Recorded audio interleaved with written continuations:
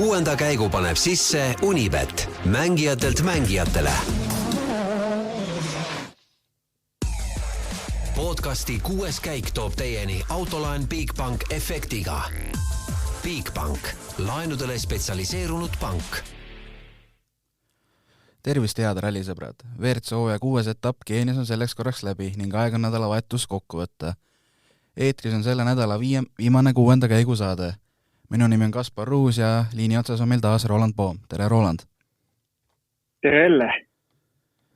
No Keenia ralli, mida peetakse hooaja kõigeks karmimaks, on selleks korraks läbi ja oi, milline suur Toyota pidupäev sellest kujunes, et Kalle Rauampere võitis ralli mäekõrgus eduga Elfin Evans sees ja Toyota võitis lõpuks 4 võidu, kui esikahele järgnesid Takamoto Katsuta ja Sebastian Ogier. 5. kohale tuli Hyundai mees Terry Neville, 6. lõpetas M-spordi mees Greg Breen. 7. koha sai hübriidajastu esimese erasõitjana WRC sarjas osalenud Jordan Serderidis. 8. tuli Sebastian Loeb, 9. tuli WRC 2 sarja etapivõitja Kajetanovitš ja 10. Oliver Solberg Hyundaist. Et Roland, mis esimesed mõtted ralli järel on?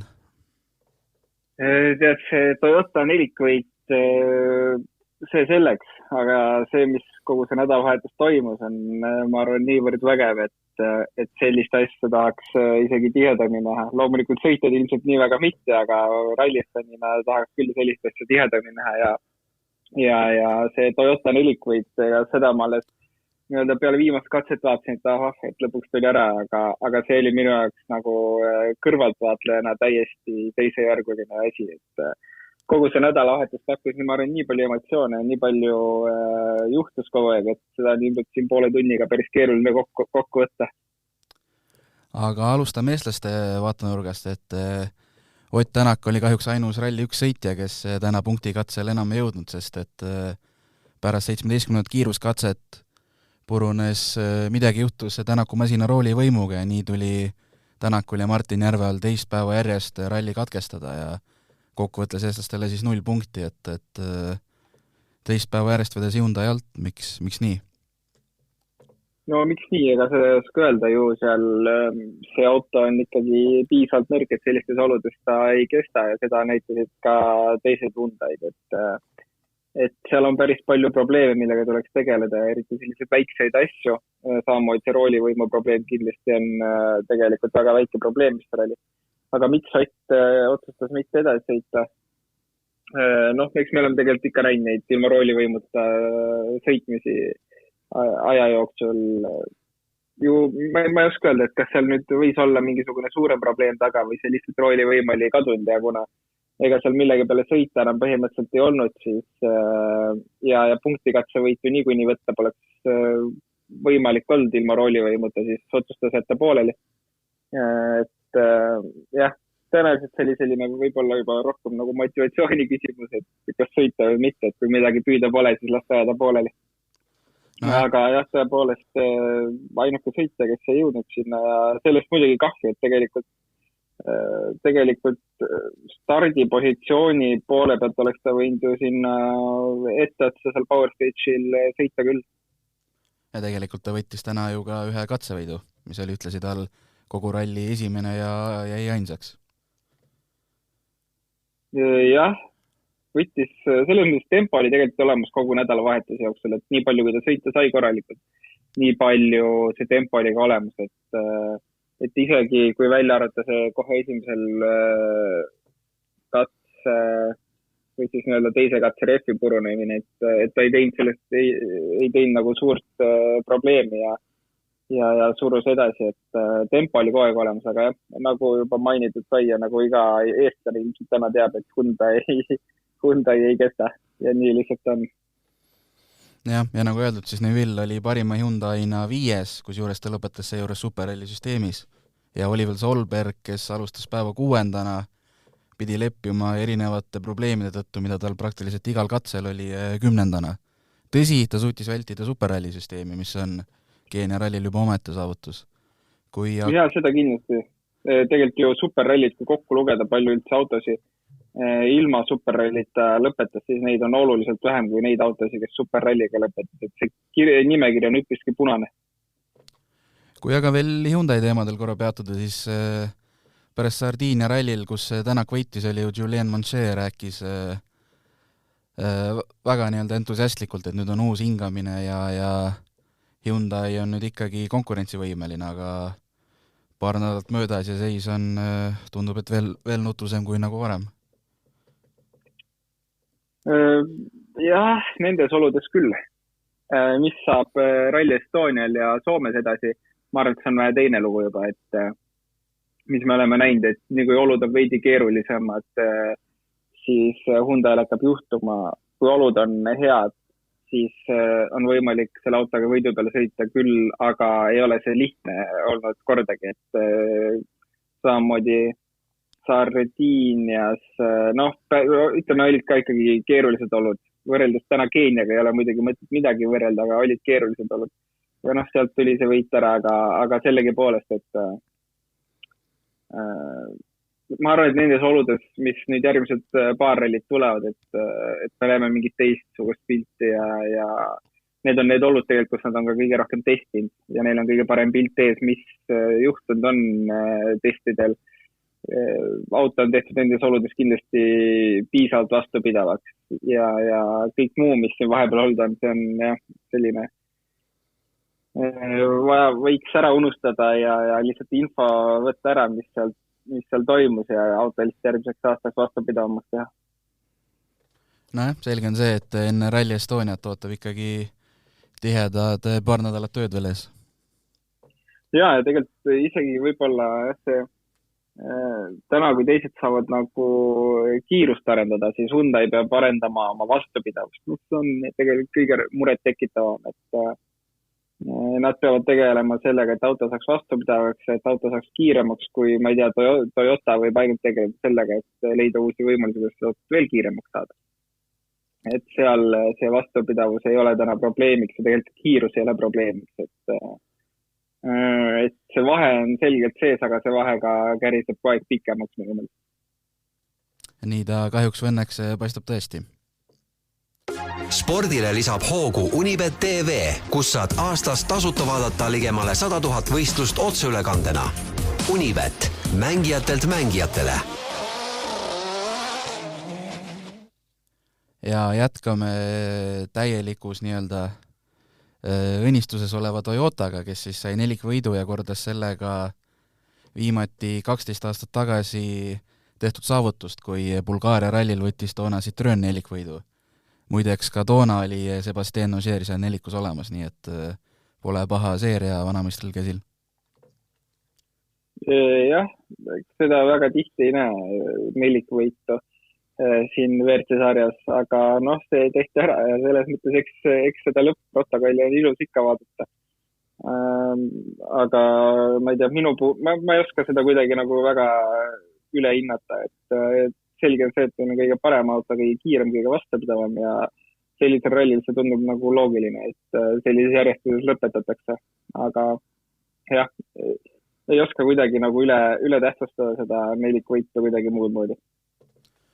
Aga hämmastav on ikkagi see, et kui siin Hyundai M-spordi probleemidest on räägitud, et tegelikult ju ka täna, et Toyota ikkagi tõsiseid probleeme ei tekkinud ja kui oli, siis oligi kas Ogier avapäeval rehvi lõhkumine või Rovampera kurtis kojameeste üle, et ikkagi auto peab vastu. See on ikka väga väiksed probleemid, mis seal nädalavahetuse jooksul olid.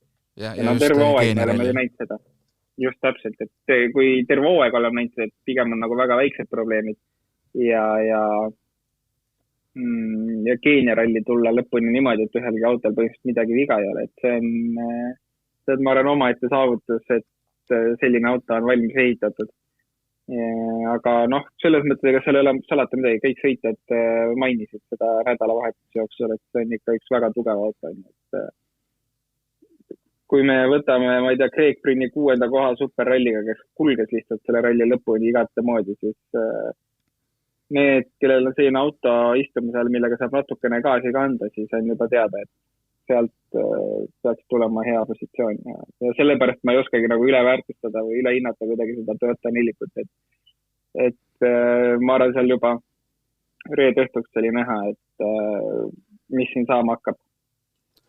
Ja tiimipealik Jari-Mati Latvala kiitis muidugi ka sõitjad, et ja mida sa ise ka minu arust nii-öelda 6. käigu esimeses podcastis välja tõid, et väga oluline on see, et millal suruda, kus mitte suruda ja kogu see tasakaal leida, et näha on, et Toyotal tegelikult on nädalavahetusel kordagi sõitjatel siis sellega erilist probleemi.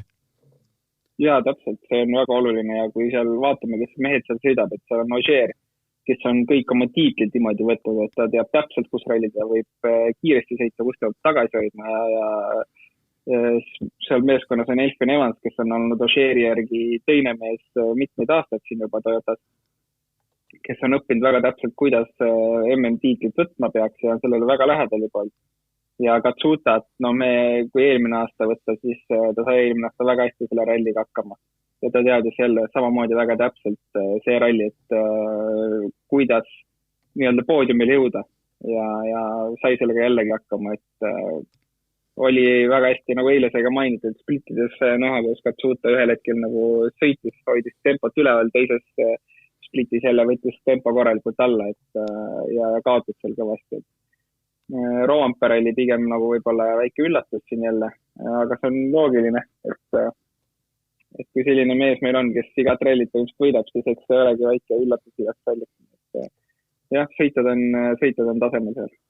Ja katse lõpus Rovanperalt küsiti ka, et kas ta ennast ka üllatab, et ta igasugustes oludes suudab võita ja vastas Muigel Zui üsna nii-öelda tuimalt, et ei üllata, et seda nad üritavadki. Et on näha, kes on praegu MM-tore valitseja. No ikka väga tugev valitseja ja kui me võtame 2019 aasta näiteks, siis ega tegelikult Ott oli minu meelest tippuski sarnases positsioonis, et küll tol hetkel Toyota oli oluliselt nõrgem auto, aga see pilt kuidagi oli sama, et kus ta sõitis ja või ilma probleemidel sõita sai selle taga võitis.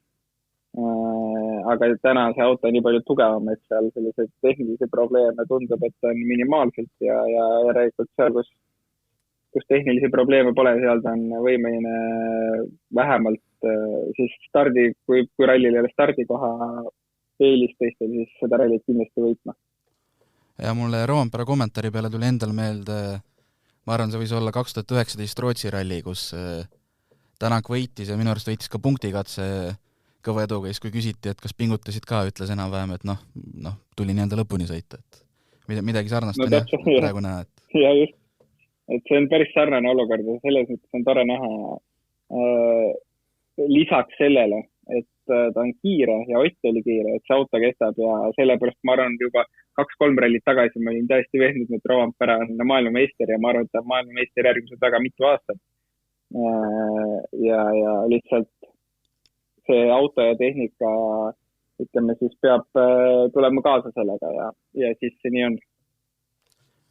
Ja kui veel M-sporti vaadata, siis arvestades kõike, siis tänane päev oli võib-olla isegi võrdlemisi positiivne, et 6 kiiruskatsest 3 võideti ja punktikatsel oli esiviisikus 3 nende meest, et tehti nii-öelda kõva selline tulekahju kustutamine võrreldes eelmise paari päevaga, kus kõik seal superrallisüsteemis olid. Jah, ma selles mõttes, ma olen kogu aeg seda meelt olnud, et Ford on hea auto, tegelikult on vastupidav auto ja alati, kui nad tulevad uue generatsiooni autoga, siis tegelikult nad on sellised teejuhid, et pigem nad on ühed parimad alati olnud, et ma nüüd ei julge öelda, et nad Toyotast paremad on, aga ma arvan, et nad tegelikult ei ole ka väga kaugel. Aga siin on sõitjate probleem, et eesisõitja Craig Breen kindlasti ei ole võimeline täna veel ralli võite võtma. Loodetavasti suudab ta ralli võidu nimel vähemalt võidelda järgmistel 2 rallil, mis talle väga sobivad. Ja seal tagant meil juba tuleb Gus Greensmith ja Adrien Formeau, et lööbi ei ole mõtet arvestama hakata siia nii-öelda põhisõitjate hulka, et ta käib siis, kui käib. Ja need 2 sõitjad pigem on, üks võiks lihtsalt saada hakkama tee peal püsimusega, teine võiks seal võib-olla hakata võitlema katsevõitude nimel, et see kogu pakett, sõitjate pakett on selline, et et see ei anna täit pilti ette, kus täna Ford omadega on, aga tänane päev oli tõepoolest vähemalt selline ralli lõpuks positiivne päev ja näha Gus Greensmit jälle Power Stage'i punkte võtmas on tore. Kuidas sulle muidu üldse tänane pühapäevane võistluspäev rallisõbrale tundus, et eile rääkisime, et Keenia rallil ei ükski päev igav olema ja tänane päev algas ka paraja kaosega, kus esimese katse alguses olid teeolud nii kehvad, et alguses jäi Tänak kinni, siis sai küll edasi sõita, aga Solberg sõitis ennast nii kapitaalselt liiva sisse, et tuligi katse lõpuks tühistada, aga kui see välja jätta ja pärast veel Tänaku katkestamine, siis minu jaoks oli see pühapäev ikkagi võrdlemisi igav tegelikult lõpuks, et vahed olid ju nii suured ja selged. Jah, pigem võib-olla ootasin ka natuke rohkem, et kuigi see esimene katse oli ikka päris huvitav jälgida, kahju, et muidugi teisel ringil see algus ära võeti. Aga jah, pigem ta ikkagi nagu kujunes selline lõpuni tiksamine välja, et ma ootasin küll veidi rohkem, et samas natuke seal midagi toimus, on ju. Aga eks nagu ma iga rallil siin mainin, et midagi peab selle pühapäeva ette, et jagage iga katsest kas või punkte või mõelge mingi süsteem välja. Et see pühapäev on selline juba, et vastu tahtmist vaatad seda, et lihtsam ja loogilisem oleks lugeda mingit blogi või asja kiirelt. Et jah, laivis vaatamine läheb igavaks kuidagi pühapäeval. Jah, eks paljud ilmselt pakubki punktikatse kõige rohkem huvi, kui vahed on juba selged ja asi on enam-vähem teada. Ja omajagu kriitikat sai tegelikult sotsiaalmeedias ka WRC pluss eeter, kus vähemalt ma ise panin tähele, et minu arust vähemalt intervjuude puhul oli kogu nädalavahetuse vältel heli ja pilt kuidagi väga sünkroonist ära. Ja täna hommikul teine kiiruskatse algas üldse huvitavalt, et alguses näidati pikalt hooldusparki ja rehve ja siis lõpuks jõudis pilt katsele, kus esimesed äkki 10 minutit kostus Bex Williamsi üks ja sama lause, et kui raske see katse on, et see vähemalt sotsiaalmeedias tõi ka omajagu tähelepanu ja kriitikat. Kuidas sulle tundub? Jah, selles mõttes ma olen nõus. Eks see on niivõrd suur ettevõtmine, seda pilti seal tuua ja tihtipeale mingid errorid seal on, aga jälle, ma pigem tänulik selle eest, et meil see võimalus üldse olemas on. Mis iganes seal natuke errorid vistab, et täna, kui meil on Keenias kuskilt metsa või kuskilt, ma ei tea, põldude vahelt, kuskilt kaelkirjakate vahelt tuuakse meile WRC live pilt, et siis see on nagu suur saavutus juba ja kui seal midagi natukenegi juhtub, ma ei tea, minu jaoks ei ole see probleem. Nii et jah, ei ole hullu, tehtud pilt on olemas päeva lõpuks. Jah, seda muidugi. Ja vaatame üle, mis ka WRC 2 ja WRC 3 arvestus sai, et Kajetanovic võttis WRC 2 ülikindlat apivõidu edestas siis ameeriklas Sean Johnstonit 19 minutiga ja Keenia meest Amaraj Raid 30 minutiga. Ja kui me eksis, Kajetanovic vist tõusis ka WRC 2 rüüdliidriks sellel hooajal. Jah, ega siin seda konkurentsi ei olnud ja Sean eile jättis pooleli päeva lõppu viimasel katsel äkki või midagi sellist. Taktikaline superralli süsteem, et 10 minutit, mida Keenias nagu näha saab lubada.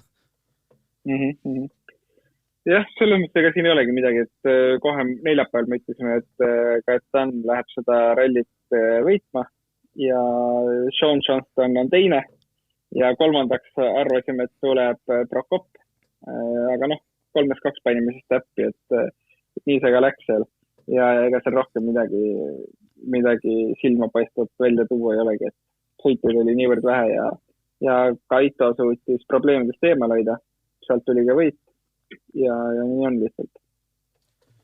Ja WRC 3 arvestuses võitis Keenialanna Maxine Wahome, Jeremy Wahomey ja McRae Kimati ees. Aga kui nüüd rallile veel tagasi vaadates siuke kokkuvõtlik lihtne küsimus, et kes on suurimad põrujad ja õnnestujad? Hea küsimus. No, ma pean jälle panema ilmselt Priini siia sellisteks põrujateks, et vahet ei ole, et kas sa katkestad või ei katkesta, aga vahepeal tahaks nagu esisõitjalt ka näha kiiret sõita. Ma saan aru, et see oli taktikaline otsus ilmselt, et vähemalt tuua auto lõpuni, mis iganes punktid sealt tulevad, aga sellegi poolest, et mitu rallit järjest juba tuuakse küll tulemus ära, aga mitte midagi rohkemat ja mitte midagi silma paistet, nii et minu jaoks põruja. Ja suurim võitja, ega see ei ole mida Roompere ikka. Ja suurim üllataja ka Roompere ja ma ei tea, mina ei osanud oodata seda võita. Ma küll oleks osanud oodata seal nipa-napa poodiumile jõudmist, aga järjekordselt minutiga võtta võit, seda on minu jaoks täiesti üllatus. Isegi suurem üllatus, kui see, et Takamoto poodiumile. Jah, minu enda jaoks, ma arvan, ongi kõige suurem üllataja Katsuta ja nojah, põrujana nii-öelda üldjoontes on lihtne öelda, et Hyundai läks ikkagi lati alt läbi seda puhku. Kui nüüd üldiselt meeskonna arvestes võtta, siis Hyundai jah, võib panna põrujaks sõitjate arvestes. Sõitjate mõttes võtta, siis seal ei ole nagu sõitjate kaela liiga palju ka ei paneks, et küll neil viil lõpetas puus jah, aga sinna juba eelnes nii palju jama talle. Et konkreetselt sõitjat ma nii-öelda põrujaks ei paneks. Ja Tänak ju praktiliselt igal katsel oli nii-öelda esimeste otsade konkurentsis ja Solberg suutis vaatamata kõigel ikkagi, nagu öeldud, ka ilma superrallite lõpuni tulla. Jah, täpselt, aga kui me vaatame üldse palju, siis startid oli 41 vist siin rallis. 42 oli vist algselt. 42 lõpuni meil tuli 21 autot, kui ma ei eksi. Ja nendest siis ilma superrallita 9 autot. Et see statistika on üpriski kurb ja punane. No, statistika on raju, jah. Et sellist rallit ilmselt kuskil mujal ei saa juhtuma, et ralli lõpetab 9 autot ilma superralli. No ma arvan, et ongi hea, et kui selline ralli on, et siis see on nii-öelda korra aastas, et ei hakka iga ralli päris selliseks kujunema. Vabandust, 10 ikkagi, aga jaa, nõus. Ühe korra kalendris võib selline olla ja lihtsalt selliseks midagi täiesti teistmoodi. Ja tegelikult sõitjad tegelikult oleks rahul sellega, kui need autod kestaks. Et isegi kohati, kui autodel oli probleeme, sõitjad ikkagi mainist, et see on päris raju ja huvitav. Ja vahet ei ole, et see selline põrgu on, nagu Solberg ütles, aga sellegi poolest oli lahe. Et ma arvan, et see on päris huvitav lisasja kalendrisse. No minu arust Solberg ütles ühel katsel, oli eile või üleeile samas kommentaaris, et see on hullumeelne ja vägev ja ta naudib, nii et võtabki kokku, et ülikarm, aga samas midagi teistsugust. Just, täitsa nõus. Ja MM-sarja üldarvestuses on Kalle Romperal koos juba 145 punkti ja tema ülekaal on nii kõrge, et 2 järgmist meest ehk siis Thierry Neuville ja Ott Tänak, neil on kahe peale kokku 142 punkti.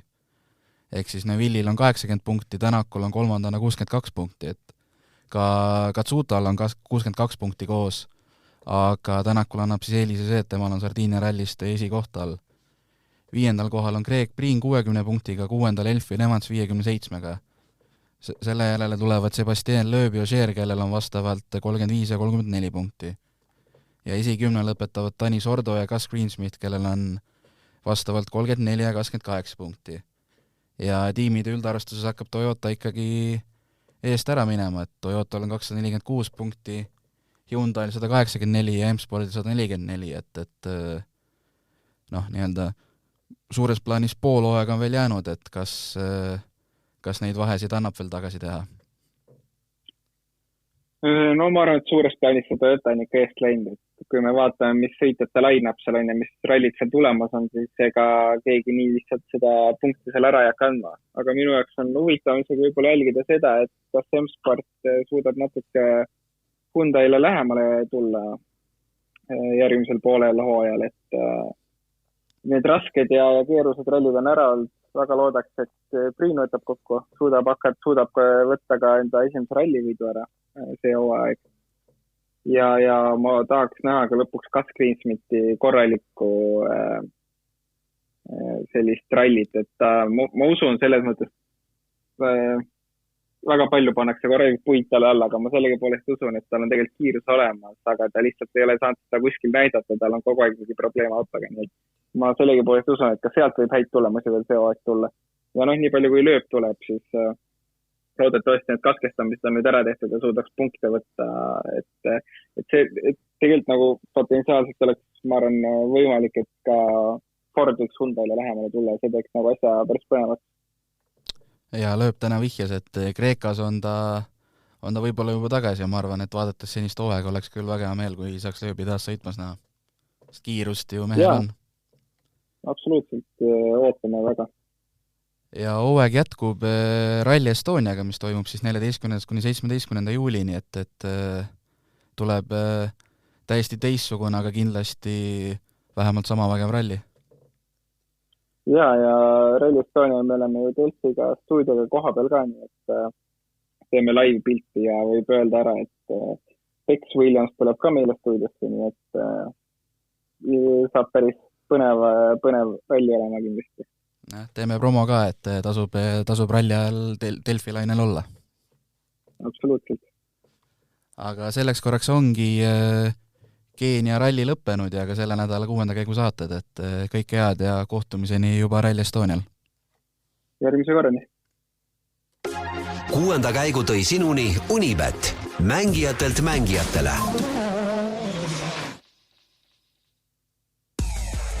Podcasti 6. käik tõi teieni autolaen Bigbank efektiga. Bigbank, laenudele spetsialiseerunud pank.